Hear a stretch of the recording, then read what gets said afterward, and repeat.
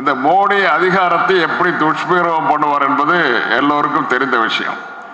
கொஞ்சம் சமீபத்தில் நடந்த பாராளுமன்ற மேலவைத் தேர்தல், அந்த மேலவைத் தேர்தலில் எப்படி தில்லுமுல்கள் செய்தார்கள், எத்தனை பேரை விலைக்கு வாங்கினார்கள், எத்தனை பேர் கட்சி மாறி வாக்களித்தார்கள், எத்தனை பேர் கொஞ்சம் கூட அருகதை இல்லாதவர்கள் எல்லாம் பாராளுமன்ற மேலவை உறுப்பினருக்கு பிஜேபி தேர்ந்தெடுக்கிறதுனா ஜெயிச்சு வரல, தில்லுமுல்லு பண்ணி வந்திருக்காங்க. இதே போல தில்லுமுல்லு நம்முடைய தேர்தலிலும் பாராளுமன்ற தேர்தலிலும் வரும் வரும் வரும் என்பதை நான் எச்சரிக்கையாக விட விரும்புகிறேன்.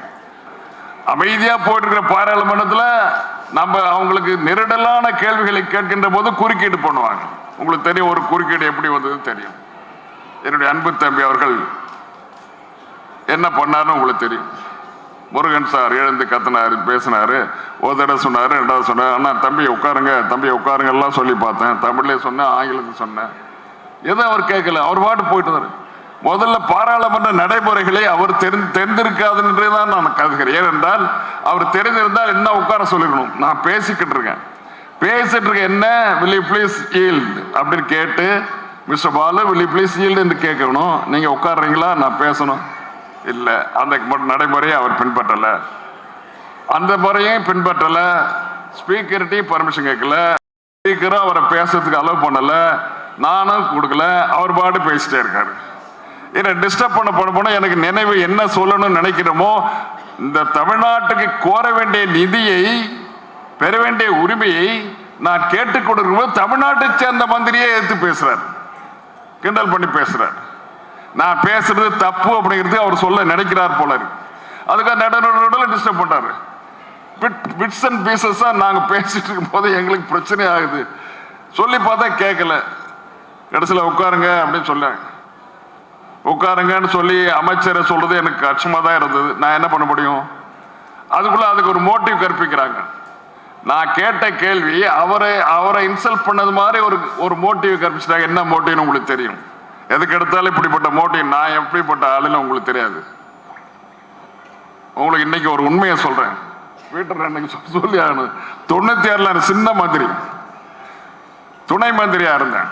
96 தலைவர் கலைஞர் அவர்கள் என்னை முதல் துணை மந்திரி, பெட்ரோலியத்துறைக்கு துணை மந்திரி, மினிஸ்டர் ஆஃப் ஸ்டேட். அப்போ ஒரு ஃபைல் வருது. என்ன கோப்புன்னு கேட்டீங்கன்னா, 3 பேர் உயர் ஜாதியினரை ப்ரமோட் பண்றதுக்கு ஜாயிண்ட் செக்ரட்டரியா ப்ரமோட் பண்றதுக்கு எனக்கு ஃபைல் வருது. அதுல என்ன 1 2 3 பேர் வந்துச்சு. 3 பேருக்கு மேல போட மாட்டாங்க. இப்போ மத்திய அரசுல என்ன பண்ணுவாங்க, 3 பேரை போட்டு இதுல ஏதாவது ஒண்ணு மந்திரி டிக் பண்ணி அனுப்பும். இதுதான் வேலை. ஆனா என்ன கிடையாது, நான் நினைக்கிற காலங்காலமாக அழுத்தப்பட்ட தலித் இனத்தை சார்ந்த பஷாலி நிற தோழர், பெயர் அது இல்லை, மிக மிக முக்கியமான நபர் மட்டுமல்ல, மிகச்சிறப்பாக பணியாற்றக்கூடிய அவர் டைரக்டர் இருக்காரு. அவரை ஜாயிண்ட் செக்ரட்டரி ஆக்கணும். ஜாயிண்ட் செக்ரட்டரி ஃபைல் வரும்போது அதுல அவர் பேர் இல்லை. இந்த பேர் இல்லையே, ஏன் இல்லை என்று எங்களை செயலாளரை கூப்பிட்டு கேட்டேன். செயலர் இல்லை சார், அவர் சேர்க்கல, அந்த 3 பேர் தான். 3 பேர்ல ஏதாவது ஒன்று நீங்க டிக் பண்ணி ஆகணும். 3 பேர்ல அப்படி டிக் பண்ணும்போது முதல்ல யார் பேர் இருக்குதோ அவங்க தான் டிக் பண்ணணும். அது ஒரு கம்பல்சன். அப்ப நான் அந்த ஃபைலை திருப்பி அடிச்சுட்டு பஷால் பேரை சேர்த்து வந்தா நான் அனுப்புறேன் பிரதமருக்கு, இல்லைன்னா அனுப்ப மாட்டேன்னு சொன்னோன்னா அவர் 4வது பேரை போட்டார். 4வது பேரை எப்பவுமே போடுறதில்லை, ஆனா போட்டு அனுப்பிச்சாரு. அப்ப பாருங்க, எனக்கு ஒன்றும் பெரிய பழக்கம், எனக்கு பெரிய எக்ஸ்பீரியன்ஸ் கிடையாது. மினிஸ்டர் அந்த எக்ஸ்பீரியன்ஸ் கிடையாது. முதல் மந்திரி ஆயிருக்கேன். மந்திரி ஆயிருக்கின்ற நான் என்ன செய்தேன் என்றால், என்னுடைய அசிஸ்டண்ட்டை கூப்பிட்டு என்ன செய்யலாம், சார் இதுல பழக்கம் மத்திய அரசு என்ன பழக்கம்னு சொன்னா, முதல்ல 1 இருக்கு, அதுதான் டிக் பண்ணணும், நீ உங்களுக்கு வேற வேலை கிடையாது சார், நீங்க ஏன் அதெல்லாம் போட்டு இது பண்றீங்க அப்படிங்கிறாரு. என்னுடைய கொள்கை வெற்றி பெற வேண்டும், அந்த தலித் இளைஞர் ஜாயிண்ட் செக்ரட்டரி ஆகணும், அதுக்கு நான் என்ன செய்யறதுன்னு கேட்டேன். அதுக்கப்புறம் உங்க விஷயம் சார், நீங்க என்ன வேணாலும் செய்யுங்க அப்படின்ட்டாரு. அவர் ஒதுங்கிட்டாரு. நான் என்ன பண்ண, 4வது எழுதப்பட்ட 4வதாக உயர் ஜாதிக்காரர் என்னுடைய செயலாளர் செக்ரட்டரி என்ன பண்றாரு, உயர் ஜாதிக்காரர் என்னோட உயரம் பார்ப்பாரு, பெரிய கண்ணா. பின்னால இன்டர்நேஷனல் மானிட்டரி ஃபண்ட்ல அவர் தான் சேர்மன் ஆனார் ஒரு காலத்துல. எனக்கு செயலாளர் வந்துட்டு அதுக்கப்புறம் போனார். அப்பேற்பட்ட மிக மிக முக்கியமான ஒரு மனிதர் எழுதி போடுறாரு. 4வது எழுதி போட்டாரு. நான் 4 டிக் பண்ணிட்டு தேவகவுடா தான் பிரதமர், அவர் தான் செலக்ட் பண்ணும். எனக்கு மேல பெரிய மந்திரி தான் அவர் கையெழுத்து போடணும். நான் தேவகவுடாக்கு எழுதினேன், Honorable Chief Minister, this government, United Front government, is known for social justice. If our government is not promoting Mr. Bashal as Joint Secretary, there is no meaning at all for preaching social justice hereafter. TR Balu கைது போட்டாச்சு. ஆனால் ஈவினிங்கே file திரும்பி வந்துச்சு. என்ன வந்து நான் mister Balu you are correct, go ahead அப்படின்னு நினச்சிட்டாரு. என்ன நினைக்கிறியோ அதை செய்ய சொல்லிட்டோம்னா உடனே இந்த பஷாலுங்கிறவரை ஜாயிண்ட் செக்ரட்டரி ஆக்கின முதல் தடவை. இது உண்மையா இல்லையா?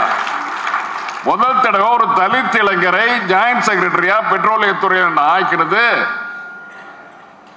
நண்பர் முருகனுக்கு தெரியாது. அவர் என்னென்னமோ கதை கட்டி விட்டாரு. நான் அமைதியா உட்காந்து நான் என்ன பண்ண முடியும்? தலித் இளைஞர் அது மட்டும் இல்லை, நான் சின்ன பையனார். என்னுடைய என்னுடைய புத்தகத்தில் கூட படிச்சீங்களா? என்னுடைய புத்தகத்தில் கூட எழுதியிருக்கேன், அப்ப கூட எழுதியிருக்கேன். சின்ன பையனாருது 2வது 3வது 4வது படிச்சுட்டு இருக்கப்போ எங்க ஊர்ல ரெட்டை கூலை போட்டிருப்பாங்க. உங்களெல்லாம் பல பேருக்கு ரெட்டை கூலையெல்லாம் நீங்க பார்த்துருக்க மாட்டீங்க. எவ்வளவு அவமானப்பட்டார்கள் தலித் இளைஞர்கள். நான் போறேன், எங்க அப்பா காஃபி சாப்பிட்றாரு, அந்த என்னுடைய தோழனுடைய அப்பாவும் வந்திருக்காரு. அவர் வந்து அந்த ரெட்டை கோலை இருக்கிற இடத்துல ஒரு கோலை எடுத்து அலம்புறாரு. அலம்பிட்டு அங்க அந்த அந்த காஃபி கிளப் நடத்துற ஐயர் என்ன பண்றாரு, வைடா அங்க அப்படிங்கிறாரு. இவர் அந்த அலம்பிட்டு வைக்கிறாரு. வச்சிட்ட பிறகு அவருக்கு காசை வைடா, காசை வச்சோன்னா அதில் அலம்பிட்டு காசை எடுத்துக்கிறாரு. உள்ள காசை எடுத்துக்கிட்டு இவருக்கு அந்த மூங்கில் இது மாதிரி மூங்கில் 2ஆ புழுந்தா ஒரு வாய்க்கால் மாதிரி இருக்கும், ஒரு சணல்ல கட்டி தொங்க விட்டுருப்பான். அது வழியா அந்த காஃபியை ஊற்றி அது டால்டா டின்ல போய் விழும். அந்த டால்டா டின்னை எடுத்து தலித்தோட உறிஞ்சி உறிஞ்சி குடிப்பாரு. என் கூட வந்து அந்த தம்பி தலித் இளைஞன் என் கூட அந்த சின்ன பையன் கேட்டான், என்ன உங்க அப்பா மட்டும் அப்படி சாப்பிட்றாரு, எங்க அப்பாவுக்கு இப்போ இது மாதிரிலாம் பண்றாங்களே அப்படி கேட்டாரு. நான் தோல்ல கை போட்டு நீ வா நீ அப்படி அந்த பக்கம் அழைச்சி போயிட்டு, இந்த ஊர்ல இதான் இப்படிப்பட்ட கொடுமை நடக்கிறது. இப்போ ஒண்ணு நீ பேச முடியாது. நீ பேசினா நீ அவமானப்படுத்தப்படுவாய். நீ வளர, நானும் வளர்றேன். ஆனா இந்த கொள்கைக்காக 2 பேரும் போராடி ஆக வேண்டும் என்று அந்த சின்ன வயசுலயே நான் பேசினேன். அந்த தம்பிகிட்ட நான் சொன்னேன். அந்த உணர்வு சின்ன வயசுல இருந்தது. அதே உணர்வு தான் பஷால ப்ரொமோட் பண்றப்போ அந்த ஃபைல்ல கையெழுத்து போடும்போது அதான் நினைச்சு நான் போட்டேன். இப்பேற்பட்ட என்ன பார்த்து ஒரு அபாண்டமா அவர் சொல்லும் போது ரொம்ப கஷ்டமா போச்சு. நான் பதிலே சொல்லல. அதுக்கு என்னதை சொல்றது இது? ஏன்னா அவரும் அவரு அவரு அவரு அவர் நல்ல தம்பி. ஏன் அப்படி பேசுறாரு தெரியல. முருகன்கிறவர் எனக்கு பிடிச்ச நண்பர். என்ன அண்ணன் தான் கூட, நான் என்ன தம்பின்னு தான் சொல்லுவேன். அப்பேற்பட்டவர் பாராளுமன்றத்தில் மற்றவங்களுக்கெல்லாம் மற்ற கட்சிக்காரர் அவங்க கட்சிக்காரங்க பாராட்டணும் என்பதற்காக வேண்டியே அவர் என்னை திட்டினார், என்னை தரக்குறைவாக என்னை இழிவுபடுத்தினார்னு சொல்லுதான் நினைக்கணும். அவருக்கு ஒன்றும் கம்பல்ஷன் தான் அப்படி செஞ்சார். ஆனால் நல்லவர். அப்பேற்பட்ட முருகன் அவர்கள் இனிமேலாவது அது மாதிரி நினைக்கக்கூடாது. நான் இதெல்லாம் ப்ரூவ் பண்ணுறதுக்கு இதுதான் நிறைய இன்சிடென்ட்ஸ் இருக்குது. என்னுடைய வாழ்க்கையில் தலித் தோழர்களுக்கு என்னென்ன பண்ணேன் போனதை நான் சொல்லி காட்டுறேன். நான் சொல்லி காட்டுறது அர்த்தம் அது செய்ய தேவையில்லை. என் கூட இருக்கிற டிரைவர், என்னைக்கு ஓட்டிகிட்டு இருக்கிற டிரைவர் தலித் தோழர் தான். என் கூட இருக்கிற பிஏ தலித் தோழர் தான். என் வீட்டில் அடுப்புங்கிற வரைக்கும் போட்டு அவனே சாப்பாடு போட்டு சாப்பிடுவான். இப்படி நான் இருக்கும்போது என்னை வந்து அவமானப்படுத்தி பேசுறத நான் ரொம்ப என்னுடைய மக்கள்கிட்ட சொல்லாம நான் வேற எங்க போய் சொல்ல முடியும்? இதை நான் வேற எங்கேயும் சொல்லல. இதான் ஃபர்ஸ்ட் டைம் அம்பத்தூர் தொகுதியில தான் இதை சொல்றேன். வேற எங்கேயுமே சொல்ல, தமிழ்நாட்டில் கூட எங்கேயுமே சொல்லல. என்னுடைய வாழ்க்கை வரலாறு படிச்சு பார்த்தீங்கன்னா கடைசி வரைக்கும் தொடர்ந்து ஒவ்வொரு பேராவிலையும் அந்த தலித் தோழர்களுக்கு எனக்கு இருந்த பந்த பாச உறவுகள் தொடர்ந்து வந்துட்டே இருக்கும். ஆகவே எதற்காக சொல்றேன்னா, இப்படியெல்லாம் இன்சல்ட் பண்றாங்க பாராளுமன்றத்தில். மழை பெஞ்சது, மழை என்ன மழை, கொஞ்சமா மழை. 100 வருஷம் 150 வருஷம் இல்லை, 150 வருஷம் இல்லாத மழை தூத்துக்குடியில் பெஞ்சது. 100 வருஷம் இல்லாத மழை சென்னையில் பெஞ்சது. இங்கே 15 சென்டிமீட்டர், அங்கே 150 சென்டிமீட்டர். இங்கே 45 சென்டிமீட்டர், அங்கே 150 சென்டிமீட்டர் எங்க தூத்துக்குடியில். இப்படிலாம் பெஞ்சிருக்குன்னு சொல்லிட்டு தலைவர் ரிப்போர்ட் பண்றாரு மத்திய அரசுக்கு. மத்திய அரசு பண்றது என்ன அனுப்புறாரு, பர்சனலா அனுப்புறாரு. டிசம்பர் 7ஆம் தேதி மத்திய தலைமை அமைச்சர்கிட்ட மோடி கிட்ட போய் இந்த லெட்டரை கொடுத்துருவான்னு சொல்லி அனுப்புறாரு. நான் உள்ள போறேன். அப்படி கட்டி அப்படி அந்த அளவு கிடந்த பிரிய மேல பாலாஜின்னு 100 தடவை சொல்லியிருப்பாரு வெளியில வர வரைக்கும். போட்டோ எடுத்துக்கோனா வா வா அப்படின்னு கொடிக்கிட்ட போயிட்டு போட்டோ எடுத்து அப்படி கட்டி முடிச்சு போட்டோ எல்லாம் எடுத்தோம். உங்களுக்கு பத்திரிகையில பார்த்துருப்பீங்க. தலைவர் கொடுத்த பெட்டிஷனுக்கு அவ்வளவு மரியாதை கொடுத்தாரு. ஓகே சரி சீக்கிரம் ஏதாவது பண்ணுங்க, ரொம்ப கஷ்டப்படுறோம் அப்படின்ட்டு. அப்போ 2வது மழை வரல அந்த சமயத்தில். அப்புறம் திருப்பி என்ன பண்றாரு, அது வரைக்கும் ஒண்ணுமே வரல. திருப்பி என்ன பண்றாரு, அவரே வர்றாரு. தலைவரே 19ஆம் தேதி டிசம்பர் 19 அங்கே வர்றாரு. நேரடியாக போய் பார்க்குறோம். அவரும் போகிறோம். நான் அவர் சொல்றாரு, நிலைமையை விலைக்கு சொல்றாரு, இது மாதிரி மழை இவ்வளோ பெஞ்சிருக்குது, கஷ்டமா இருக்குது, ஏதாவது செய்யுங்க அப்படின்னு. வணக்கம். டிசம்பர் மாதம் 19ஆம் தேதி தலைவர் பிரதமரை பார்க்குறாரு. பிரதமர் பார்த்து நான் செய்யணும் இந்த நிவாரணத்தை பற்றியெல்லாம் கவலைப்படாதீங்க, it is my duty, not only your duty, it is my என்னுடைய வேலை இது, நான் பண்ணுறேன்னு சொல்லி ப்ராமிஸ் பண்ணிட்டார். நாங்கள் வந்துட்டோம். ஒன்றும் நடக்கல. ஒரு பைசா கூட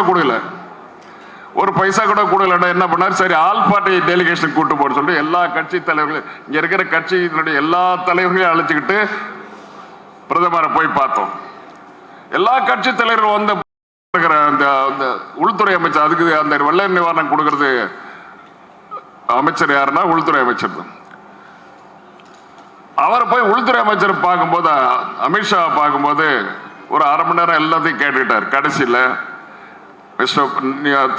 பாலு அவர்களே, நான் சொல்றதை கேளுங்க, இந்த குழுவில் இருக்கிற அத்தனை பேருக்கும் நான் சொல்ல விரும்புவது, இந்த மாதம் அதாவது ஜனவரி மாதம் 27ஆம் தேதிக்குள்ள தமிழ்நாட்டுக்கு நான் ஒதுக்கின்ற நிதி வந்து சேரும். ஜனவரி மாதம் 27ஆம் தேதியோ அல்லது அதுக்கு முன்னாலேயோ ஒரு நாள் கூட பின்னால போகாது, 28ஆம் தேதி கூட வராது, 27ஆம் தேதிக்கு முன்னால் நான் கொடுக்குறேன்னு சொல்லி பிராமிஸ் பண்ணார் அமித்ஷா. இந்த பிரச்சனை குறித்து தான் பாராளுமன்றத்திலே நான் கேள்வி கேட்டேன். கேள்வி கேட்கும் போது ஒன்னும் கொடுக்கலங்கிறது முருகன் சாருக்கு தெரியும். கேள்வி கேட்டு ஒன்னும் கொடுக்கலையே, நம்ம மாட்டிக்கிட்டோம்னு சொல்லிட்டு அவர் அதை இடைமறிக்க வராரு. இடைமறிக்க வரும்போது தான் இந்த மாதிரி தகராறாச்சு. இந்த உண்மையை நீங்க புரிஞ்சுக்கணும். நான் கேட்கிறேன், இது யார் தமிழ்நாடுங்கிறது இந்தியாவில் இல்லையா? குஜராத்தில் அப்படி நடந்தனா பேசக்கூடிய எத்தனை கோடி ரூபாய் கொடுத்துறீங்க, யூபிக்கு எத்தனை கோடி கொடுத்துறீங்க, வடபுலத்துக்குள்ள இருக்கிற மாநிலங்கள் என்ன கொடுத்துறீங்க? தமிழ்நாடு மட்டும் புறக்கணிக்கப்படுது. ஏன், எதற்காக புறக்கணிக்கப்படுகிறது? இதை எண்ணி பார்க்க வேண்டாமா? இதெல்லாம் எண்ணி பார்க்கக்கூடிய காலம் இன்னும் 3-2 மாசத்துல இருக்குது. அப்ப நீங்க தவறி போயிட்டீங்கன்னா, அப்ப நீங்க எண்ணி பார்க்கலன்னா தொலைஞ்சது. எய்ம்ஸ் மருத்துவமனை ஆஸ்பத்திரி 1800 கோடி எப்ப பவுண்டேஷன் போட்டாரு? 2019 இதே போல தேர்தல் வர போற நேரத்தில் வந்தார். 2019 வந்து பவுண்டேஷன் போடுற அன்னைக்கே சொன்னாரு, இந்த கட்டிடத்தை, இந்த கல்லூரி மிக விரைவாக கட்டி முடிப்பது என்னுடைய கடமை என்று சொன்னார். என்ன ஆச்சு? 2019 இப்போ என்ன ஆச்சு? 2024 முடிஞ்சிச்சு. ஒண்ணுமே நடக்கலையே. சாரி, 2019 2014 10 வருஷம் ஆச்சு. 10 வருஷமா எந்த ஒரு செங்கலை தான் போட்டிருந்தார். அந்த ஒரு செங்கலையும் உதயநிதி எடுத்துட்டு போயிட்டு அவங்க அப்பா முதலமைச்சர் உதயநிதி எங்க பார்த்தாலும் காட்டு, எய்ம்ஸ் பவுண்டேஷன் போட்டதுதான் காட்டு. நம்ம தமிழ்நாட்டில் ஒரு ஆட்சியை அமைச்சிட்டாரு. ஒரு ஆட்சியை அந்த நீ வச்ச பவுண்டேஷன் ஸ்டோன் ஆட்சி அமைச்சது. அப்பேற்பட்ட நிலை இந்த தமிழகத்திலே 10 வருஷ காலமாக நம்முடைய மோடி அவர்கள் புறக்கணித்துக் கொண்டே இருக்கிறார். 1800 கோடி என்ன சொல்றார்? ஏசியன் டெவலப்மெண்ட் பேங்க்ல கேட்டிருக்கோம், ஜப்பான் நிதி உதவி நிறுவனத்தில் கேட்டிருக்கோம். இந்த ஃபண்ட் வந்த உடனே உங்களுக்கு செஞ்சு கொடுத்துருவோம் சொல்ல. எத்தனை வருஷமா? 10 வருஷமா சொல்லிட்டு இருக்காரு. இதே மாதிரி மற்ற திட்டங்கள் எல்லாம் சொல்லுவீங்களா? நேற்று நீ கூட தூத்துக்குடியில் துறைமுகத்துக்கெல்லாம் போட்டிருக்காரு பவுண்டேஷன். அது என்ன பண்ணுவாருன்னு தெரியல. இல்ல விளம்பரத்துக்காக சென்னையிலே விளம்பரம் நடந்திருக்குது. தூத்துக்குடி நடக்கிற ஃபங்க்ஷனுக்கு சென்னையில ஏர்போர்ட்ல பாத்தீங்கன்னா எங்க பார்த்தாலும் ஒரு 10 மந்திரிகளோட படத்தை போட்டு விளம்பரப்படுத்திருக்காரு. இங்க இருந்து தமிழ்நாடு முழுவதும் விளம்பரம் நடக்குது. தமிழ்நாடு முழுவதும் விளம்பரப்படுத்தி தூத்துக்குடி போட்டிருக்காங்க. அதே போல தமிழ்நாட்டில் இருக்கிற எய்ம்ஸ் பள்ளிகள் என்ன சொல்றாங்க? கேள்வி கேட்ட 10 தடவை கேள்வி கேட்டாச்சு. கேள்வி கேட்டப்ப அமைச்சர் கன்சர்ன் மினிஸ்டர் என்ன சொல்றாரு, பதில் சொல்றாருன்னா, பாலு கேட்கிற கேள்வி கரெக்ட், இது ஒவ்வொரு வருஷமா சொல்லிட்டு வந்தாரு. இப்ப 10வது ஆண்டு முடிய போறது கேள்வி கேட்டப்ப என்ன சொன்னாருன்னா, நான் எய்ம்ஸ் நிறுவனம் நான் அமைச்சாச்சு, வந்துடுச்சு. எங்க வந்தது? மதுரையில் வர வேண்டிய கல்லூரி, மதுரையில் வர வேண்டிய கல்லூரி ராமநாதபுரத்தில் அமைச்சிருக்கோம். ராமநாதபுரத்தில் எத்தனை பேர்? 50 பேரோட கல்லூரி ஆரம்பிச்சாச்சு, உங்களுக்கு தெரியாதான்னு என்ன கேட்டாரு. அப்படிங்களா? ராமநாதபுரத்துக்கும் மதுரைக்கும் எவ்வளவு தூரம்? 150 கிலோமீட்டர் இருக்கிற ஊர்ல மதுரை எய்ம்ஸ் ராமநாதபுரத்தில் கட்டுறீங்களே, அது நியாயமானு கேட்டேன். சரி, அது மட்டும் பரவாயில்ல, அதனுடைய ஹெட் குவார்டர்ஸ் எங்க இருக்கு? அதனுடைய தலைமை நிர்வாக அலுவலகம் எங்க இருக்குன்னா பாண்டிச்சேரியில் இருக்கு சார். 450 கிலோமீட்டர் தாண்டி இருக்குது. ஆக நாம் கேட்கிற ஒரு திட்டம் உருப்படியாக இன்னும் நிறைவேறவில்லை. இது மட்டுமல்ல, நம்மள காதல பூ சூத்துறாங்க அமைச்சர்கள். இதுக்கெல்லாம் சரியாக பாடம் கற்பிக்க வேண்டுமானால் நீங்கள் கரங்கள் உயர வேண்டும். உயர்ந்து நிற்பது மட்டுமல்ல, தலைவர் தளபதி அவர்களுடைய கரங்களை வலுப்படுத்துவதற்கு நீங்கள் அல்லும் போலும் பாடுபட வேண்டும் என்று மிகச் சிறப்பாக உங்களை கேட்டுக்கொள்கிறேன். நீண்ட நேரம் பேசுவதற்கு வாய்ப்பில்லை.